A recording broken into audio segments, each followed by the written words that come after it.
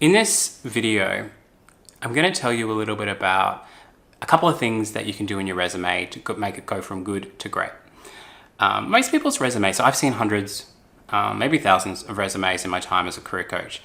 And most of the time, there are several things that people can do to help make it go from good to great. And whenever I say some tips like this, someone will say, oh yeah, but I heard it only can be 1 page long and this and this and this. Look, your resume can be as long as it needs to be to get to the point across. Okay? If you are consistently demonstrating value in your resume, that's exactly what you want. You're more likely to miss out on a job because people can't see the value you can add and you're providing too much relevant information. But you do you, but here are some tips I think to help you with your resume. So one of them is metrics. Okay, metrics are basically numbers. So metrics help quantify your depth and breadth of experience. Let me give you an example. Let's just say as one of my responsibilities, I said something like, I answer phone calls, I process emails, I do all these type of things. That's good, that's fine. But what if I answered 100 phone calls a day? What if I processed 4,000 emails? You know, showing that metric or the sense of scale significantly increases the value of the things I've done in the past. Because immediately it's rather than me just saying I've done them at such a high level or a high frequency or a high demand or at a high quality or what specifically it is.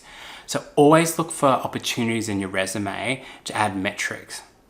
So, but you want to be thinking about the metrics are impressive. If you only answer 1 email a day, I'd be questioning why it would take you so long, unless it was really complex. So you had to do a lot of research, you had to do a lot of this and that, in which case you might sort of say, you know, the KPI was 2 emails a day and you did 3, and you use these sorts of things. So anyway, metrics in your cover letter, if you decide to do a cover letter, or your resume, really, really powerful ways of elevating and pretty simple. Also, when you're in jobs, document those metrics because they're going to be really, really hard to remember once you've left. You go, I don't know how many emails I answered a day. It seemed like a lot. So take the time now to actually document those. What else? Achievements. A lot of people, when they write achievements, if they do write them, and you really should, because it shows a consistent pattern of high performance. A lot of people just write things like, I wasn't great at something and now I am. I learned a particular Microsoft Excel. I was a beginner and now I've become an advanced at Excel. All you're doing there is pointing out that you were sort of crap at something and now you're better. And I get that's useful in some level because it's kind of like, showing that you're a self-starter, that you're a lifelong learner, all those different types of things. But I think there's things that add a little bit more value, and that's like, what have you achieved specifically for the business that you're employed in? Like, have you saved them money? Have you brought in more new customers? Have you improved a system or process? Have you did you win any awards? And then what did you win it for? So sometimes people write achievements like, oh, my achievement was that I was recognized. I achieved a best employee of the month. That's great, but what for? What did you actually do? I achieved a best employee of the month because I brought in 10% more customers. See how we're using the metrics in there? So metrics, even in achievements, can be really, really useful. So be really clear where possible about looking through. So an easy way to kind of think about achievements is think about impact. So what is the impact that you had in your job? With customers, how did you help customers? And document those type of things. How did you do what was more than what was expected of you? Because that's an achievement, really. If a new job you're going for says, we want someone that's innovative and creative, have a look at your experiences and go, when have I demonstrated innovation and creativity? I innovated by developing a standard operating procedure because when I got to a new organization, there was no processes or manuals for how to actually do something. And so what I did is I created a step-by-step guide so the next person or people coming in had all that information, and that made things really much more efficient coming in. So that would be an example of an achievement. So achievements, I usually put 2 or 3 per job. There are some jobs where you kind of like your achievement was just doing what was actually required.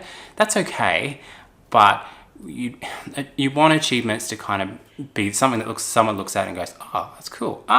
They've in 3 jobs they've innovated processes. That's probably going to give me an indication that they can innovate. So what else? What else in a resume that really helps it stand out? So we've got metrics. We have achievements. This is me just stalling. One of the things that you put early on in a resume is called a skills overview.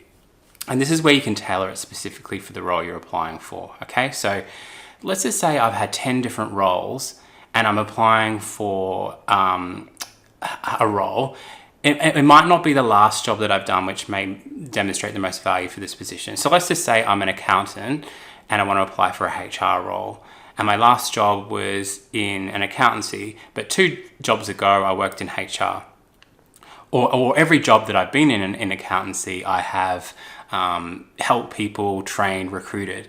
What we do is we do a skills overview early on in the resume where we'd say, high-level people skills or high-level HR skills, including recruitment, conducting inductions, providing performance, delivering performance conversations, and several other HR initiatives.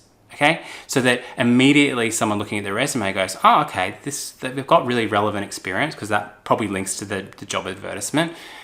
And then they go, okay, I want to find out a bit more. But what happens is sometimes when you're looking through resumes and it's like their career objective, which they may not have even bothered to tailor to the role. If it's a HR role, someone might have just been like, I want to work with a great company and grow. It's like, yeah, who cares?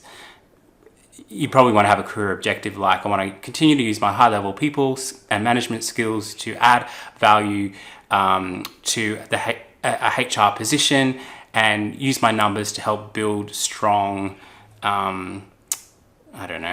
reports to support continual company growth. That made literally no sense, but that's the power of actually taking the time to think about it rather than coming up with it on the spot on a hot summer's day.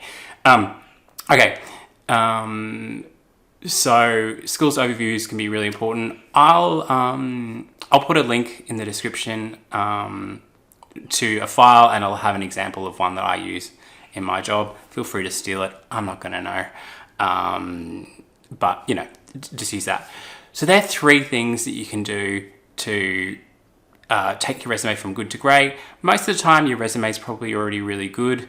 Beware of Frankenstein resumes where you have each year you just add a bit more, add a bit more, add a bit more, add a bit more. Sometimes they're different fonts and they're all over the shop. It's quite obvious. For roles that you really want, make sure you look at it through a fresh lens and go, is this really demonstrating as much value as possible? A resume isn't a biography. You don't have to list everything you've ever done because it becomes really confusing. If you worked in hospitality, then you did a bit of accounting, then you did a bit of this and that. It can be a bit confusing for the reader, so try to keep it as a consistent a story as possible. So for the HR example, in each of the jobs, I'd really list who was the team that I was working with. How did I work with them? Was it a team of 3, a team of 5? Because HR is all about teamwork. It's about getting things done through people. So we want to move away from the reports and the numbers that we did, unless it's a HR analytical role, which might be a good stepping stone into HR. We really want to be emphasizing the things that we did. So it's got to be resume, it's got to be fit for purpose for the industry. Anyway, here's a few tips. I hope you enjoyed it. If you did, like and subscribe. If you didn't enjoy it, tell me why. Not enough hand gestures. So no, but seriously, I'd love to help. Anything that you need related to careers. So see you in the next video, and best of luck getting that job that you want. Okay, bye.